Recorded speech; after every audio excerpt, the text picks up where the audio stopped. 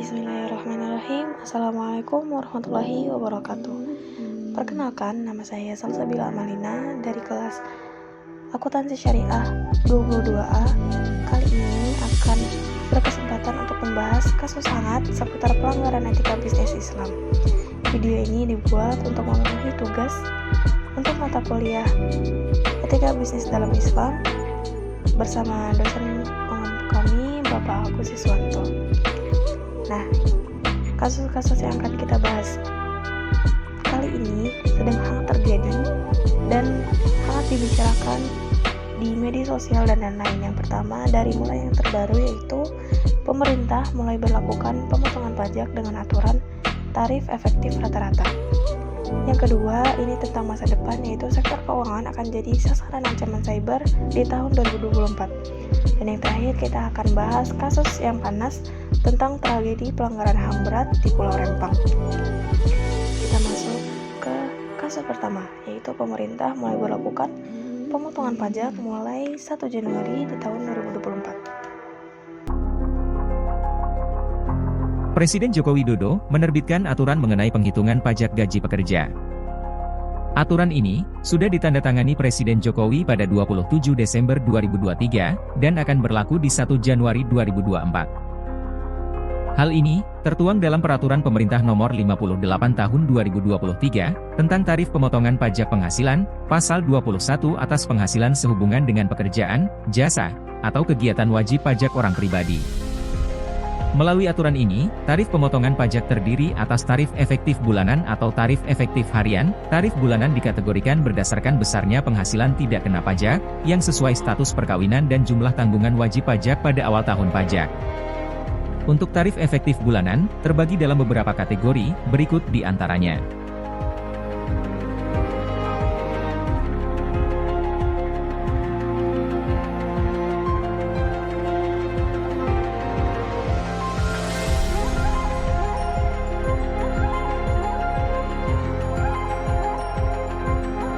Tarif efektif juga dibagi beberapa kategori, berikut di antaranya.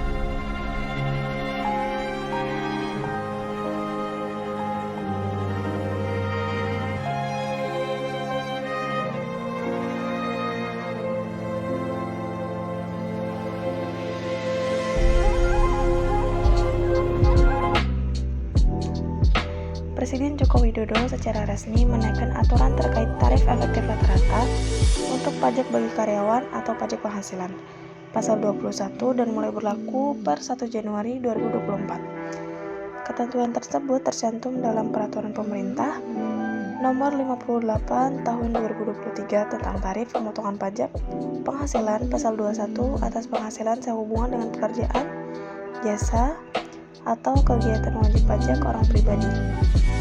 Nah, aturan ini berlaku untuk wajib pajak termasuk pejabat negara, pegawai negeri sipil, anggota Tentara Nasional Indonesia, anggota Kepolisian Negara Republik Indonesia, dan pensiunannya.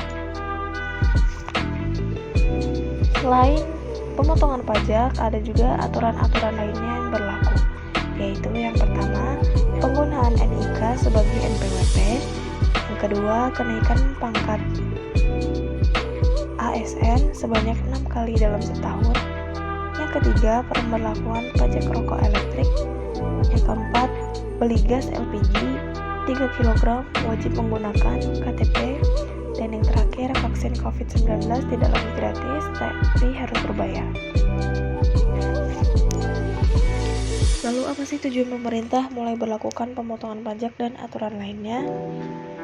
Menurut Direktur Penyuluhan, Pelayanan, dan Hubungan Masyarakat, Direktorat Jenderal Pajak Dwi Astuti mengungkapkan, tujuan diterbitkannya peraturan pemerintah tersebut untuk memberikan kemudahan dalam penghitungan pajak terutang. Peraturan pemerintah tersebut mulai berlaku tanggal 1 Januari 2024. Dwi menyebutkan kemudahan tersebut tercermin dari kesederhanaan cara penghitungan pajak terutang. Sebelumnya, untuk menentukan pajak terutang, pemberi kerja harus mengurangkan biaya jabatan, biaya pensiun, iuran pensiun, dan penghasilan tidak kena pajak dari penghasilan bruto. Hasilnya baru dikalikan dengan tarif pasal 17 Undang-Undang Pajak Penghasilan, dan dengan peraturan pemerintah ini, penghitungan pajak terutang cukup dilakukan dengan cara mengalihkan penghasilan bruto dengan tarif efektif. Lalu, apa sih kaitannya dengan etika Islam?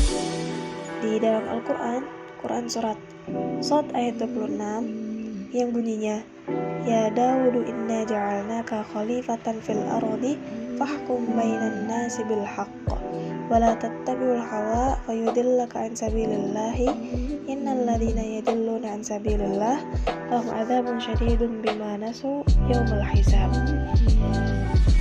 Yang artinya, hai Daud, sesungguhnya kami menjadikan kamu khalifah di muka bumi, maka berilah keputusan di antara manusia dengan adil, dan janganlah kamu mengikuti hawa nafsu, karena ia akan menyesatkan kamu dari jalan Allah.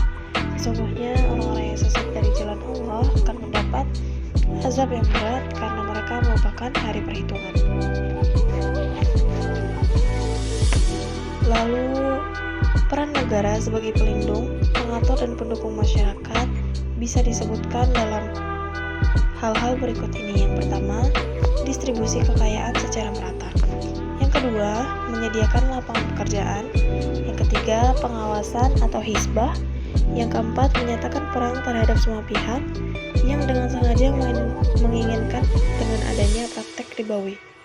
Yang kelima, memberantas semua jenis monopoli, penimbunan, pasar gelap, dan semua praktek yang dilarang. Yang keenam, memberikan bantuan kepada masyarakat yang bisa dalam bentuk operasi pasar. Dan yang terakhir, memperlakukan keadilan tanpa adanya pungutan uang. Selain dari peran-peran di atas, ada juga intervensi dan batasan negara Islam. Yang pertama, kita akan bahas tentang intervensinya, yaitu ada penetapan keadilan dan kebenaran untuk mengukuhkan keadilan ekonomi. Dan yang kedua, negara ikut andil dalam pengumpulan zakat serta mendistribusikannya. Lalu ada juga batasannya, yaitu apabila terjadi pelanggaran aturan syariah, maka negara harus mengadakan mahkamah sampai ke tahap eksekusi. Berikutnya kita akan bahas tentang sektor keuangan akan jadi sasaran ancaman cyber di tahun 2024. Explosive growth in artificial intelligence, we are still in the early stages of understanding the threats around its use, and in 2024, experts say the U.S. is facing increasing threats, especially during a crucial election. After a year of explosive growth in artificial intelligence, we are still in the early stages of understanding the threats around its use, and in 2024, experts say the U.S. is facing increasing threats, especially during a crucial election year. So for more on this, we're joined by Sean Henry. He's a former FBI Executive Assistant Director and is now the Chief Security Officer of CrowdStrike Services. Good to see you. Happy New Year. Glad to be here. Happy New Year to you as well. So, I mean, we talked about this a lot during the last election back in 2020. We talked about it in 2016. How has the threat evolved going into 2024? It goes back even longer than that. Foreign adversaries have been targeting our election process for many years, trying to disrupt the democracy, trying to create chaos and sow division in the U.S. populace. And when we look at what they're doing now, there are multiple nation states that are engaged in this type of activity. It's a big concern going into 2024. How organized is it? I mean, are we thinking about some guy in his mother's basement in a hoodie, or are we thinking about, foreign actors orchestrated by governments? It's both, but I think the biggest threat, of course, is nation states who have incredible capability from a technical perspective. They've got a lot of resources, they can scale, they've got clear motivation, and they're actively actively engaged in a 24/7 threat to the U.S. democracy and democracies abroad. There are more than 40 big democratic elections around the world: India, Mexico, South Africa, Taiwan, among others. And these nations want to disrupt democracies, not just in the U.S., although that's a major target. So it's so interesting, Sean, because on one hand, you're talking about nation states that are perpetrating these cyber attacks. And let's just separate, for example, the threat of misinformation on the internet as we go into this election. You've got our laws that protect freedom of speech, but that law is being exploited by these state nefarious actors to pump out this misinformation. So does the FBI or does the federal government see a responsibility by the owners of these big tech companies? I'm talking about the Elons of the world. I'm talking about the Mark Zuckerbergs, to try and police or even prevent these, because we're talking, people don't realize that there are like farms, rooms of like dozens, if not hundreds of people that are pumping out misinformation on the internet. And a gullible populace, I'm sorry to use that word, but that's sometimes what it feels like, is just absorbing that and then making decisions that have real world implications. Yeah, I think certainly companies have a responsibility to ensure that the data that's being pushed out, that there's some level of authenticity to it. I think at the end of the day, it comes down to the American public, who has to decide what's accurate and not. People have to look at the source of the information, the validity of the information, who's putting it out, what's their motivation. I think an educated consumer is really going to be the most important way to overcome some of these threats. Yeah, but when it comes to consumption and people may be checking the source, but maybe they've lost trust or faith in other sources that have deemed reputable. I mean, major news organizations put out information because they have standards departments and they have rules and regulations that they follow in order to authenticate information. What would you say to those people who are maybe dismayed? Yeah, the bad guys don't have regulations. They don't have to follow the law. That's a huge problem. We use AI to actually identify malicious AI too. There's this constant cat and mouse game. Every time there's an innovation in technology, somebody looks for a way to overcome it, and this goes back and forth. So we'll be able to use AI to identify that. I think that's going to happen at the macro level. Governments are going to become more involved. There will be a bit better education process as we get closer to the election. But this is something that's not going away. These adversaries are, they're motivated. They've got clear intent to disrupt what happens here in the United States, and we've got to be concerned about that. All right. Sean Henry, thank you very much. Appreciate it as Thank always. you.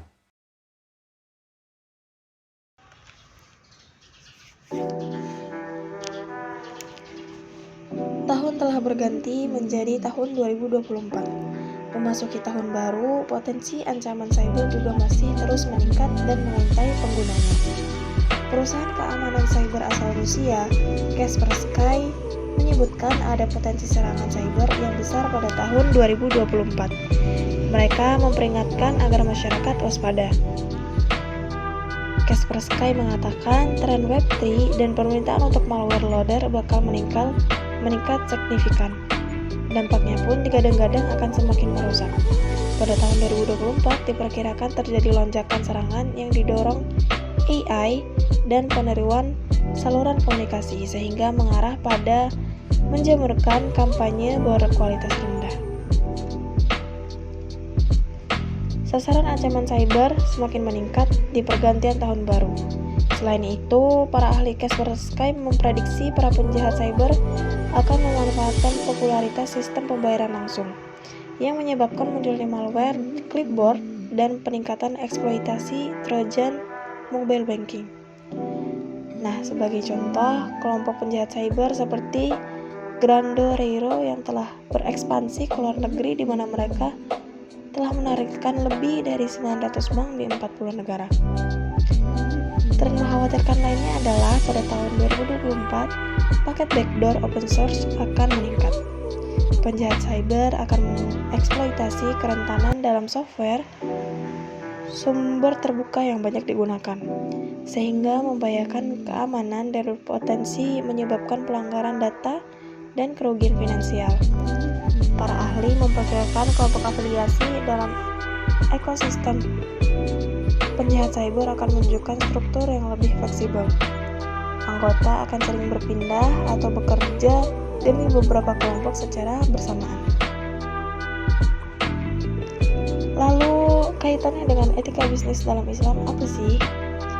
Lagi-lagi di dalam Al-Quran surat An-Nisa ayat 29 telah dijelaskan yang bunyinya ya ayyuhalladzina amanu la ta'kulu amwalakum bainakum bil batil illa an takunu tijaratan antara radin minkum wa la taqtulu anfusakum innallaha kana bikum rahima.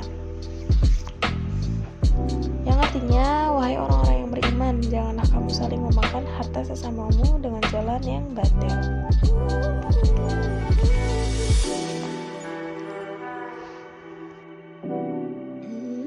Nah, hal ini juga berkaitan dengan gharar.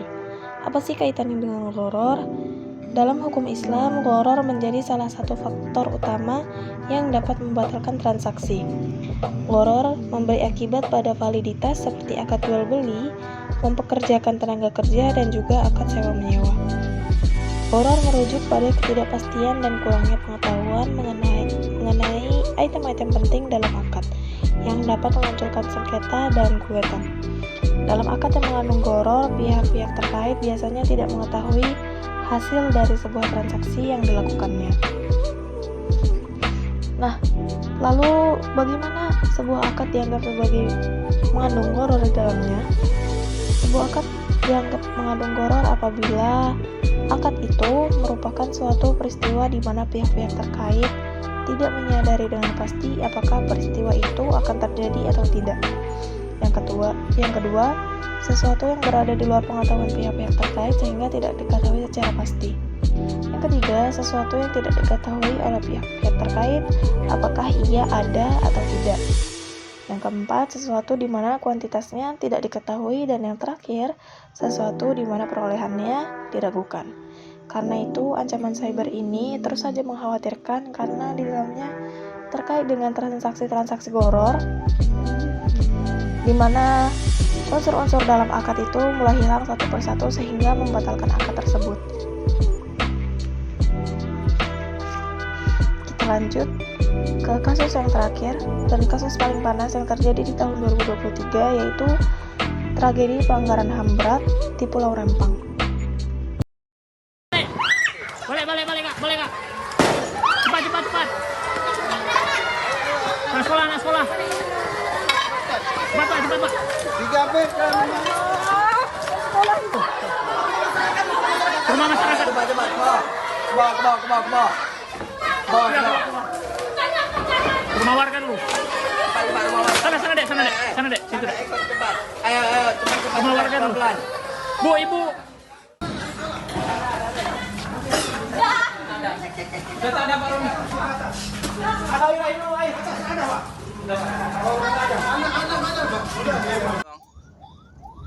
Ya Allah, mudah-mudahan tak jadi apa-apa ya Allah sama anak kami nih.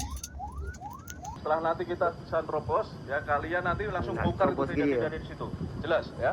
Termasuk yang di dapur 6 nanti, ya. Setelah kita berhasil terobos, kejadian itu bongkar semua. Terobos. Kita kejadian kita. Untuk dirikan pos, ya, posko dari TNI Polri, ya, dari Satpol PP atau di Terpadu.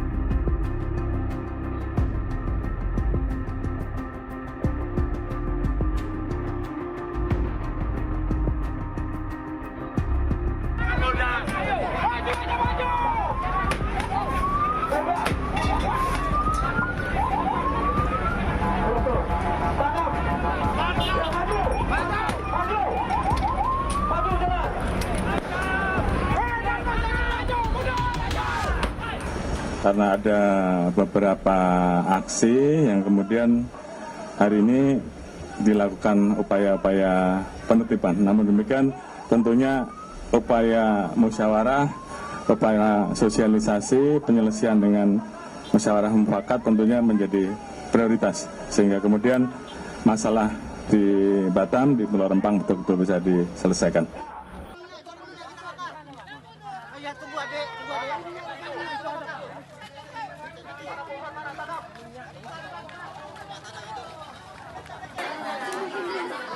yang terjebak baru dapat suplai makanan sekitar pukul berapa nih?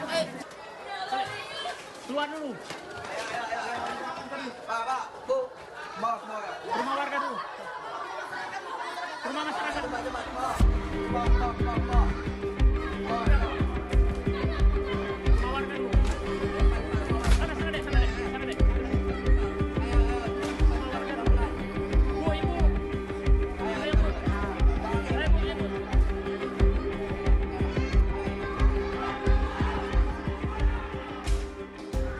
Karena mereka terlebih dahulu eksis, mereka terlebih dahulu hadir di pulau tersebut sejak 1834.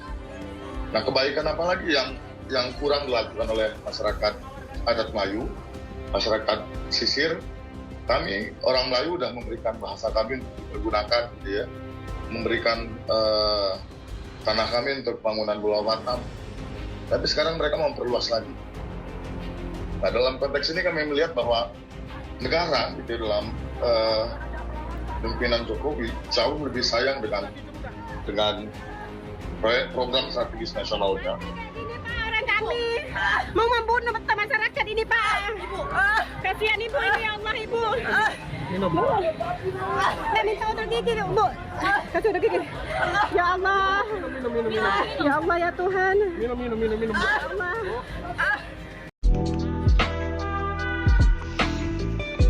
Awal mula kisruh sengketa lahan Pulau Rempang berawal dari pembangunan kawasan industri Pulau Rempang, Kota Batam, menimbulkan konflik sengketa tanah di antara masyarakat, pemerintah, dan PT Makmur Elok Graha. Program pembangunan yang bertujuan untuk meningkatkan daya saing Indonesia terhadap Singapura justru berujung bentrok akibat ketidakpastian hukum atas tanah. Masyarakat menganggap tanah tersebut merupakan warisan leluhur yang telah ada bahkan sebelum kemerdekaan. Sedangkan di sisi lain, adanya hak guna usaha yang diberikan pada sebuah perusahaan membuat tanah tersebut dianggap tidak lagi milik masyarakat. Pulau Batam menawarkan peluang investasi yang sangat besar.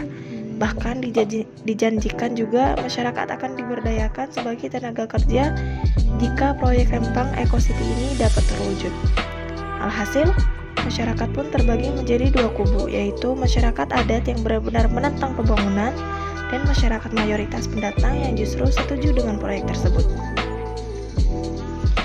Nah, jika kita menilik dari segi legalitas hukum akan pengelolaan lahan Batam dan Pulau Rempang, menurut keputusan Presiden nomor 41 di tahun 1973 telah menjelaskan otorisasi tersebut.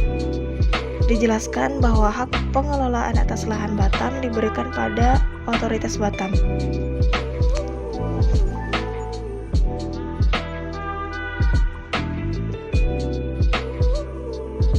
Otoritas tersebut diberikan kepada BP Batam sepenuhnya untuk dibagikan kepada pihak ketiga yang berperan mengelola tanah tersebut secara lebih lanjut.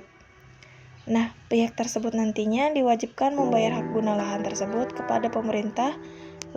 Dan pada tahun 1992, pemerintah memberikan wilayah Rempang dan Galang pada otoritas Batam untuk dikelola dan memajukan industri Batam. Nah, sempat ada usaha pemisahan otoritas Kota Batam dengan Pulau Tua seperti Rempang dari otoritas BP Batam oleh Wali Kota Batam. Tapi upaya tersebut tidak ada tindak lanjut sehingga pada tahun 2023 dalam peraturan Menteri Koordinator Bidang Perekonomian menyatakan adanya proyek pembangunan Eco City di Kepulauan Riau. Adanya legalitas tersebut mensyaratkan bahwa pemerintah Indonesia mendukung sepenuhnya pembangunan proyek industri di Pulau Batam oleh PT Makmur Elok Graha. Dan tentu perlu diperhatikan pada ayat kedua dituliskan bahwa hak pengelolaan yang berasal dari tanah ulayat ditetapkan pada masyarakat hukum adat. Akhirnya terjadilah proses penggusuran paksa para masyarakat adat di pulau itu. Penggusuran itu menjadi sorotan publik setelah pada tanggal 7 September 2023 terjadi bentrokan antara aparat kepolisian, TNI, dan Satpol PP dengan warga setempat yang menolak digusur paksa agar meninggalkan tempat pemukimannya. Akhirnya, Aparat menggunakan gas air mata dan memaksanya berpindah. Bentrokan tidak dapat lagi dihindari dan dilaporkan 11 orang korban yang telah dilarikan ke rumah sakit terdekat. 10 diantaranya adalah siswa dan seorang guru. Bentrokan itu terlihat terus berlanjut hingga hari ini dan bahkan warga terus melakukan perlawanan ke BP Batam yang mengakibatkan bertambahnya 6 orang korban luka-luka. Meski demikian, warga dalam wadah kerabat masyarakat adat tempatan atau keramat Pulau Rempang dan Galang yang terdampak proyek Eco City tetap menolak direlokasi. Alasannya mereka sudah berada di sana secara turun-temurun sejak tahun 1834, jauh sebelum Indonesia merdeka. Mereka juga meminta aparat agar menghentikan segala bentuk intimidasi kepada masyarakat dan juga meminta agar negara mengakui hak kepemilikan tanah ulayat mereka. Dari perspektif HAM, kasus penggusuran paksa di Pulau Rempang ini dinilai sebagai bentuk pelanggaran HAM yang berat. Maka di sini ada tanggung jawab negara yang harus dipenuhi. Sesuai dengan prinsip-prinsip dasar dan panduan HAM internasional yang telah diadopsi oleh Dewan HAM PBB, disebutkan tanggung jawab negara antara lain, negara harus memastikan bahwa penyelesaian hukum yang efektif atau tepat tersedia untuk setiap orang yang mengklaim bahwa haknya atas perlindungan terhadap penggusuran paksa telah dilanggar atau terancam dilanggar. Yang kedua, negara harus menahan diri untuk tidak melakukan langkah-langkah yang retrogresif yang sengaja sehubungan dengan perlindungan de jure atau de facto terhadap penggusuran paksa. Dan negara harus mengakui terhadap larangan penggusuran paksa termasuk pemindahan sewenang-wenang yang mengakibatkan perubahan komposisi etnis, agama, atau ras dan populasi yang terkena dampak. Nah, terkait dengan aspek ini, komposisi penduduk di Pulau Rempang tidak boleh berubah. Misalnya, mereka digantikan dengan warga pendatang seperti etnis Jawa, Cina, atau Batak. Lalu, apa kaitannya dengan etika Islam? Seperti yang kita bahas sebelumnya di Quran Surat Shad ayat 26 yang bunyinya, Ya Dawudu inna ja'alnaka khalifatan fil ardi fahkum bainan nasi bil haqq wa la tattabi'ul hawa fayudillaka an sabilillahi innal ladina yudilluna an sabilillah lahum adzabun syadidun bima nasu yaumul hisab. Yang artinya, Hai Daud, sesungguhnya kami menjadikan kamu khalifah di muka bumi, maka berilah keputusan di antara manusia dengan adil, dan janganlah kamu mengikuti hawa nafsu, karena ia akan menyesatkan kamu dari jalan Allah. Sesungguhnya orang-orang yang sesat dari jalan Allah akan mendapat azab yang berat, karena mereka melupakan hari perhitungan.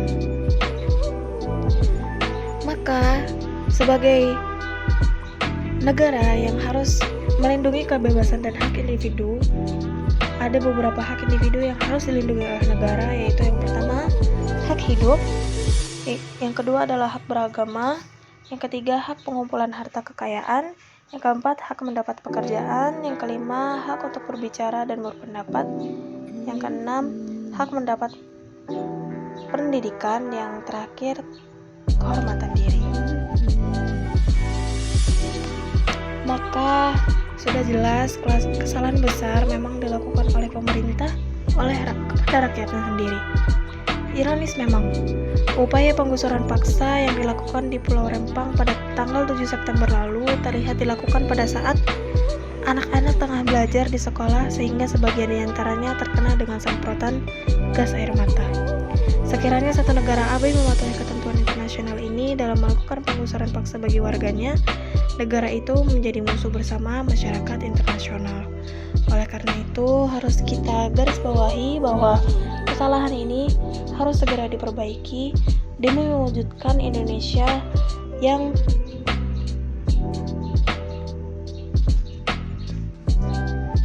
makmur dan sentosa, di mana para rakyatnya tidak lagi melawan kebijakan yang dibuat oleh pemerintah. Sekiranya cukup yang bisa saya sampaikan untuk materi kali ini. Semoga video yang saya buat kali ini dapat memenuhi tugas sebagaimana fungsinya. Akhir kata, saya meminta maaf jika ada kekurangan dalam pembuatan video ini. Saya ucapkan terima kasih. Wassalamualaikum warahmatullahi wabarakatuh.